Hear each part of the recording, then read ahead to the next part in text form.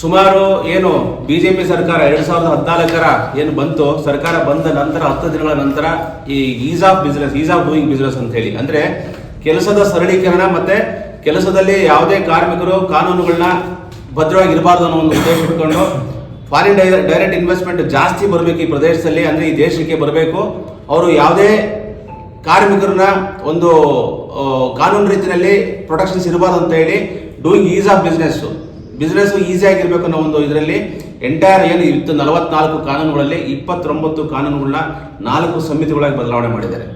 ಅದು ಹೇಗಿದೆ ಅಂತ ಹೇಳಿದ್ರೆ ಅದರಲ್ಲಿ 4 ಸಮಿತಿ ಯಾವುದಂತಂದ್ರೆ ವೇತನ ಸಂಹಿತೆ, ಸಾಮಾಜಿಕ ಭದ್ರತೆ, ಕೈಗಾರಿಕಾ ಸಂಬಂಧ, occupations health and working conditions ಅಂತ ಅಂದ್ಬಿಟ್ಟು 4 ಕೋಡ್ಗಳಾಗಿ ಬದಲಾವಣೆ ಮಾಡಿದ್ದಾರೆ.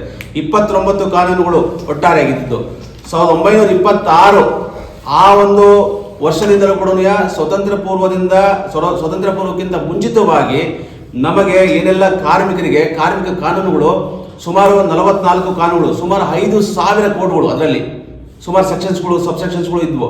ಸೊ ಇದನ್ನ ನಾವೇನಂತ ಹೇಳಿದ್ರೆ ಈ ಒಂದು ಕಾನೂನು ಬರಲಿಕ್ಕೆ ಸುಮಾರು ಜನ ಕಾರ್ಮಿಕ ಮುಖಂಡರುಗಳು ಹುತಾತ್ಮರಾಗಿದ್ದಾರೆ.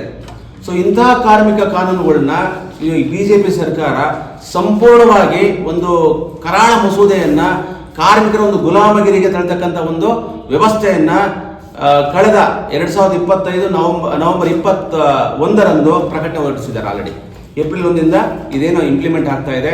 ಸೊ ಈ ಒಂದು ಮುಖ್ಯವಾಗಿ ದೇಶಾದ್ಯಂತ ಏನು JCTU ಜಂಟಿ ಸಮಿತಿಯಲ್ಲಿ ಕರೆ ಕೊಟ್ಟಿರುವಂಥದ್ದು, ಇಡೀ ದೇಶಾದ್ಯಂತ ಸುಮಾರು 35 ಕೋಟಿ ಜನ ದೇಶಾದ್ಯಂತ ಹೋರಾಟ ಮಾಡಿದೆ ಫೆಬ್ರವರಿ 12ನೇ ತಾರೀಕಿಗೆ.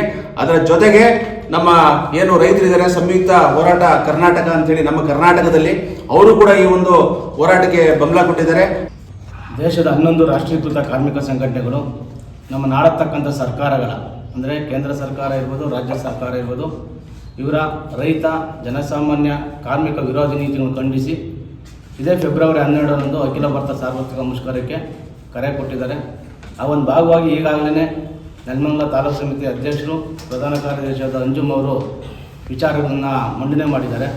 ಅದ್ರ ಜೊತೆಯಲ್ಲೇ ಇವತ್ತೇನು ಬಹುಮುಖ್ಯವಾಗಿ ಕಾರ್ಮಿಕರಿಗೆ ಇದ್ದಂಥ 29 ಕಾರ್ಮಿಕ ಕಾನೂನುಗಳನ್ನ 4 ಸಂಹಿತೆಗಳಾಗಿ ಮಾಡೋದ್ರ ಮುಖೇನ ಈ ಯಾಕೆ ಮಾಡಿದ್ದಾರೆ ಅಂತಂದರೆ ಈ ಬಂಡವಾಳಗಾರರಿಗೆ, ಕಾರ್ಪೊರೇಟ್ ಕಂಪ್ನಿಗಳಿಗೆ ಈಸಿ ಆಫ್ ಡೂಯಿಂಗ್ ಬಿಸ್ನೆಸ್. ನೀವು ನೋಡ್ಬೋದು ಈಗಾಗಲೇ ದೇಶದಲ್ಲಿ 93% ಜನ ಅಸಂಘಟಿತ ಕಾರ್ಮಿಕರಿದ್ದಾರೆ. ಕೇವಲ 7% ಜನ ಮಾತ್ರ ಸಂಘಟಿತ ಕಾರ್ಮಿಕರಿದ್ದಾರೆ. ಆ 7% ಸಂಘಟಿತ ಕಾರ್ಮಿಕರು ಎಷ್ಟು ಪ್ರಭಾವನ ಅವ್ರ ಮ್ಯಾಲೆ ಬೀರಿರ್ಬೋದು ಅಂತ ಅರ್ಥ ಮಾಡ್ಕೊಬೇಕು. ಒಂದು ದಿನಗಳಲ್ಲಿ ಏನು 100 ರೂಪಾಯಿ ಇನ್ವೆಸ್ಟ್ ಮಾಡಿದಾಗ ಬಂಡವಾಳಗಾರ 23.39 ಪೈಸೆಯಷ್ಟು ಲಾಭ ತೊಗೊತಾ ಇದ್ದ. ಇವತ್ತು ಅದು ಪ್ರಮಾಣ ಏನಾಗಿದೆ ಅಂದರೆ 51 ರೂಪಾಯಿ ಪ್ಲಸ್ 0.01 ಪೈಸೆ ಅವನಿಗೆ ಲಾಭ ಅಧಿಕ ಆಗಿದೆ. ಕಾರ್ಮಿಕರು 33 ಸಮಥಿಂಗ್ ಪೈಸೆಯಷ್ಟು 33 ರೂಪಾಯಿಯಷ್ಟು 100ಕ್ಕೆ 33 ರೂಪಾಯಿಯಷ್ಟು ಅವ್ರಿಗೆ ಬರ್ತಾ ಇತ್ತು. ಇವತ್ತು ಅದು ಏನಾಗಿದೆ 15ರಿಂದ 16 ರೂಪಾಯಿಗೆ ಇಳಿದಿದೆ. ಬಟ್ ಇವಾಗ ಈಗಿರ್ತಕ್ಕಂಥ ಕಾನೂನುಗಳನ್ನೇ ಬಂಡವಾಳಗಾರರು ಇಡೀ ದೇಶದಲ್ಲೇ ಮತ್ತಷ್ಟು ಶ್ರೀಮಂತರಾಗಿದ್ದಾರೆ, ಕಾರ್ಮಿಕರು ಮತ್ತಷ್ಟು ಬಡವರಾಗ್ತಾ ಇದ್ದಾರೆ. ಇವತ್ತು ನಮ್ಮ ಕಣ್ಮುಂದೆ ಕಾಣ್ತಾ ಇರೋಂಥದ್ದು ಒಂದು ಶ್ರೀಮಂತ ಭಾರತ, ಒಂದು ಬಡ ಭಾರತ.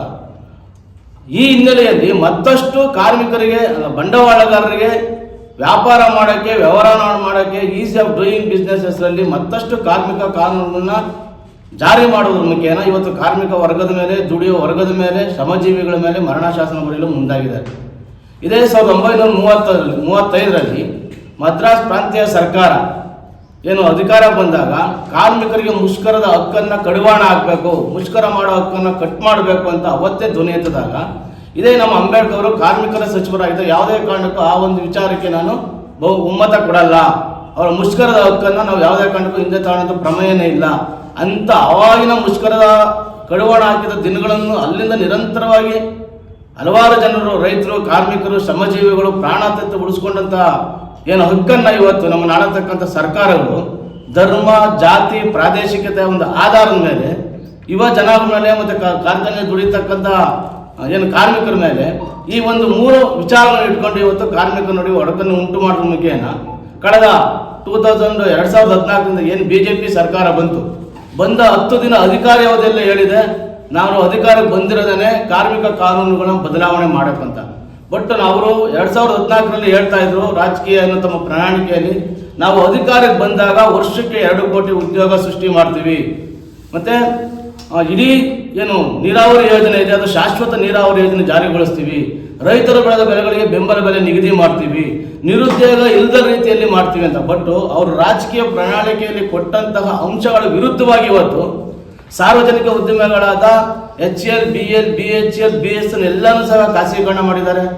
ರಾಷ್ಟ್ರೀಯ ಹೆದ್ದಾರಿಗಳನ್ನ ಖಾಸಗೀಕರಣ ಮಾಡಿದ್ದಾರೆ. ಅಂತಾರಾಷ್ಟ್ರೀಯ ವಿಮಾನ ನಿಲ್ದಾಣಗಳನ್ನ ಅದಾನಿ ಅಂಬಾನಿಗೆ ಇವತ್ತು ಮಾರಾಟ ಮಾಡ್ತಾ ಇದ್ದಾರೆ.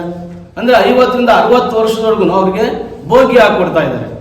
ಅದ್ರ ಜೊತೆಯಲ್ಲೇ ಇವತ್ತು ವಿದ್ಯುತ್ ಕ್ಷೇತ್ರನ ಖಾಸಗೀಕರಣ ಮಾಡ್ತಾ ಇದ್ದಾರೆ. ಇನ್ನೊಂದು ಸ್ವಲ್ಪ ದಿನ ಬಿಟ್ಬಿಟ್ರೆ ಇವ್ರಿಗೆ ಇದೇ ರೀತಿಯಲ್ಲಿ ಅಧಿಕಾರಕ್ಕೆ ಹೋಯ್ತು ಅಂದರೆ ಇಡೀ ಗಾಳಿನೂ ಸಹ ಖಾಸಗೀಕರಣ ಮಾಡ್ತಾರೆ, ಸೂರ್ಯ ಚಂದ್ರನೂ ಸಹ ಖಾಸಗೀಕರಣ ಮಾಡ್ತಾರೆ. ಹಾಗಾಗಿ ಕಾರ್ಮಿಕರಾದ ನಾವುಗಳು ಈ ಏನು ಜಾತಿ ಧರ್ಮ ಮತ್ತೆ ಇವನು ನಮ್ಮವನು ಇವನು ನಮ್ಮ ಕ್ಯಾಸ್ಟ್ ಅವನು ಅನ್ನೋವನ್ನು ಹೊರತುಪಡಿಸಿ ಹೋರಾಟದ ಇತಿಹಾಸವನ್ನು ಅಧ್ಯಯನ ಮಾಡಿದಾಗ ಮಾತ್ರ ರಾಜಕೀಯವಾಗಿ ಬದಲಾವಣೆ ಮಾಡಬೇಕು. ಆವಾಗ ಮಾತ್ರ ನಮ್ಮ ಪರವಾಗಿರತಕ್ಕಂಥ ಸರ್ಕಾರಗಳು ಜಾರಿ ಬರೋಕ್ಕೆ ಸಾಧ್ಯ ಆಗುತ್ತೆ. ಏನು ಕೇಂದ್ರ ಇರ್ತಕ್ಕಂಥ BJP ಸರ್ಕಾರ ಆಲ್ರೆಡಿ ನಮ್ಮ ತಾಲೂಕು ಅಧ್ಯಕ್ಷ ತಿರುಮಲಾಚಾರ್ಯ ಅವರು ಹೇಳ್ದಂಗೆ 21/11/2026 4 ಸಂಹಿತೆಗಳನ್ನು ಜಾರಿ ಮಾಡಿದಾಗ ಇಡೀ ದೇಶದಲ್ಲೇ ಎಲ್ಲ ರಾಜ್ಯಗಳ ಮೇಲೆ ಒತ್ತಡ ಆಗ್ತಾ ಇದೆ ಈ ಸಂಹಿತೆಗಳನ್ನು ಜಾರಿಗೊಳಿಸಬೇಕು ಅಂತ. ಬಟ್ ಇಡೀ ದೇಶದಲ್ಲೇ ಏಕೈಕ ರಾಜ್ಯ ಅಂದರೆ ಕೇರಳ ಸರ್ಕಾರ ಯಾವುದೇ ಕಾರಣಕ್ಕೂ ಈ ಸಂಹಿತೆಗಳನ್ನು ನಮ್ಮ ರಾಜ್ಯದಲ್ಲಿ ಜಾರಿ ಮಾಡಲ್ಲ. ಏನಕ್ಕೆ ಅಂತಂದ್ರೆ ಅದು ಕಮ್ಯುನಿಸ್ಟ್ ರಾಜ್ಯ, ಅವ್ರಿಗೆ ಗೊತ್ತು, ಅಲ್ಲಿ ಅತ್ಯಂತ ಶಿಕ್ಷಿತರಾಗಿದ್ದಾರೆ. ಬಟ್ ನಾವು ಶಿಕ್ಷಣ ಪಡ್ಕೊತಾ ಇದ್ದೀವಿ. ಆದರೆ ಯಾವುದು ಸರಿ ಯಾವುದು ತಪ್ಪು, ಇವ್ರು ಹೇಳೋದ್ರಲ್ಲಿ ಎಷ್ಟು ಸತ್ಯ ಇದೆ ಅನ್ನೋದನ್ನ ಅವಲೋಕನ ಮಾಡೋದ್ರಲ್ಲಿ, ಅಂತರಾಳವಾಗಿ ಹೋಗಿ ಅಧ್ಯಯನ ಮಾಡೋದ್ರಲ್ಲಿ ನಾವು ಎಡಗುತ್ತಾ ಇದ್ದೀವಿ. ಹಾಗಾಗಿ ಏನು ಕೇಂದ್ರ ಸರ್ಕಾರ ಈ 4 ಸಂಹಿತೆಗಳನ್ನು ಜಾರಿಗೊಳಿಸಿದೆ ಇದನ್ನು ಪ್ರಬಲವಾಗಿ ವಿರೋಧ ಮಾಡ್ತೀವಿ. ಜೊತೆಗೆ ಈ ಕೇವಲ ಫೆಬ್ರವರಿ 12ನೇ ತಾರೀಕು ಒಂದಿನ ಅಖಿಲ ಭಾರತ ಸಾರ್ವತ್ರಿಕ ಮುಷ್ಕರ ಅಲ್ಲ, ನಿರಂತರವಾಗಿ ನಮ್ಮ ನಾಡತಕ್ಕಂಥ ಸರ್ಕಾರ ಯಾವುದೇ ಇರಲಿ, BJP ಇರಲಿ, ಕಾಂಗ್ರೆಸ್ ಇರಲಿ ಅಥವಾ ಯಾವುದೇ ರಾಜಕೀಯ ಪಕ್ಷಗಳಿರಲಿ, ಅವನ್ನ ನಾವು ಕಡಾಖಂಡಿತವಾಗಿ ವಿರೋಧಿಸ್ತೀವಿ. ಜನಪರವಾಗಿ, ರೈತರ ಪರವಾಗಿ ಮತ್ತೆ ದುಡಿಯುವ ವರ್ಗದ ಪರವಾಗಿ ಕಾನೂನು ಅಂತಂದ್ರೆ ಆ ಸರ್ಕಾರಗಳನ್ನು ನಾವು ಬೆಂಬಲಿಸ್ತೀವಿ.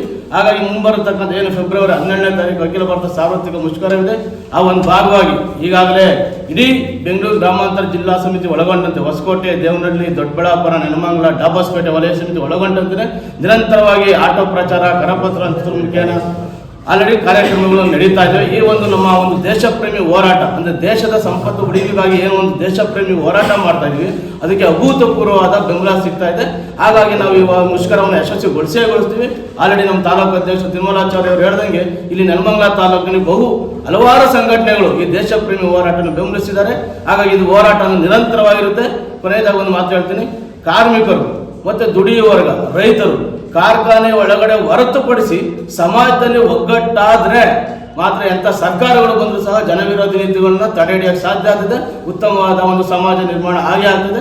ಹಾಗಾಗಿ ಏನು ಫೆಬ್ರವರಿ 12 ಸಾರ್ವತ್ರಿಕ ಮುಷ್ಕರ ಇದೆ, ನಮ್ಮ ಮಾಧ್ಯಮ ಮಿತ್ರರಲ್ಲಿ ಬಂದು ನೀವು ಇದನ್ನ ಹೇಳಿಕೆಯನ್ನು ತಗೊಳ್ತಾ ಇದ್ದೀರಾ. ಈ ಒಂದು ಹೇಳಿಕೆ ಏನಿದೆ, ನಮ್ಮ ಏನು ನಿಜಾಂಶಗಳಿದೆ ಅದನ್ನ ತಾತು ತಪ್ಪದೆ ನೀವು ಪ್ರಸಾರ ಮಾಡಬೇಕಂತ ತಮ್ಮಲ್ಲಿ ಮನವಿ ಮಾಡ್ತಾ ನನ್ನ ಮಾತನ್ನು ಮುಗಿಸ್ತಾ ಇದ್ದೇನೆ.